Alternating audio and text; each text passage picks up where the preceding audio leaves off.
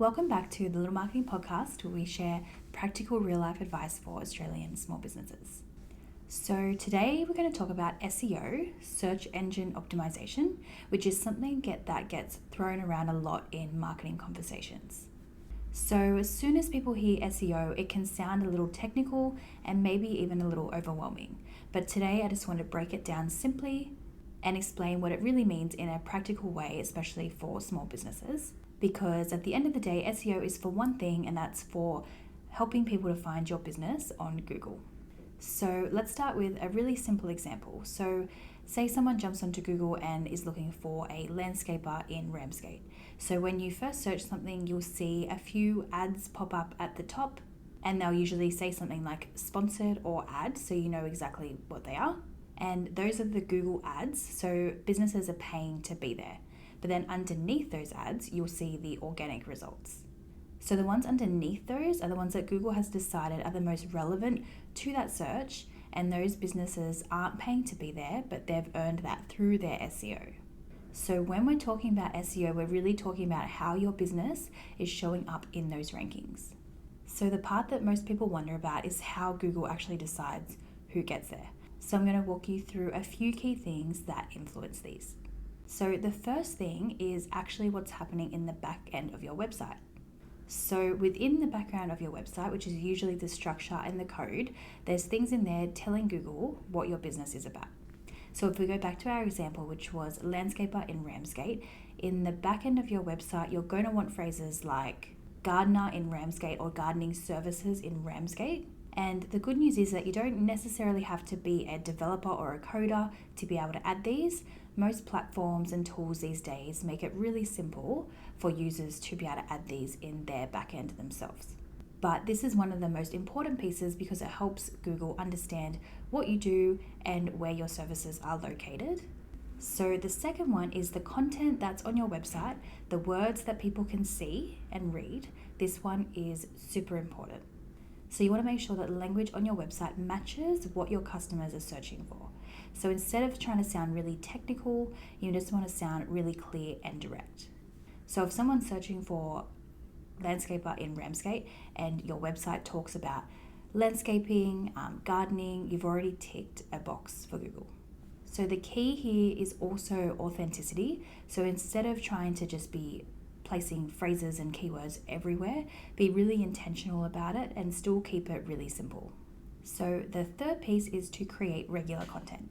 So this is one where small businesses either don't start it or they start and then they stop. So Google loves fresh content. It shows that your website is alive. It shows that it's being updated regularly. And it could be blog articles, it could be news, it could be projects, just anything that shows that your website is being updated regularly. So if you're consistently giving Google the answers to what your customers are searching, then you're giving Google reasons why they should be showing your business. And these days, creating content can be easier than ever. AI tools that can help you generate some ideas and speed things up for you, but also it comes back to consistency. So the fourth piece is called backlinks. So that's when your website links to other websites. If other businesses are pointing towards yours, that shows Google that you're trustworthy and relevant as well. So it doesn't mean that you need to add hundreds of links, but even just a few key links like partners, directories, or even some local businesses can change results over time. So one of the biggest questions that small business owners have is how much it actually costs.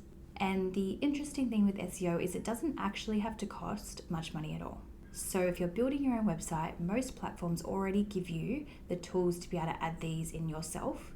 And if you're writing your own website copy or blog articles, again, that's not going to cost you any money at all. And even content creation can be more accessible now, making it easier for you to create some yourself. So financially, SEO can be very low cost, but it does require an investment, just not in money. The real investment in SEO is your time, your energy, and your consistency. It's about how committed you are to building something long-term, because SEO is not just a quick win overnight. And if you want people to be clicking on your website, say tonight, then SEO is probably not the way for your business. That would be something where Google Ads would come in. But if you're thinking long term and you want a sustainable option for your business showing up organically, then SEO is the right thing for you. It's one of those things where the work that you put in today is going to pay off months down the track. So you can think of it a bit like this. So Google Ads is a bit like a tap. So you turn it on, you get leads straight away, but you're paying for every drop. And then SEO is more like the pipeline. So it takes time to build, but once it's flowing, it can bring in consistent traffic without having to pay for every click. So if you're listening to this and thinking about your own business, here's what I would suggest. So start simple, look at your website and ask, does it clearly say what I do and where I do it?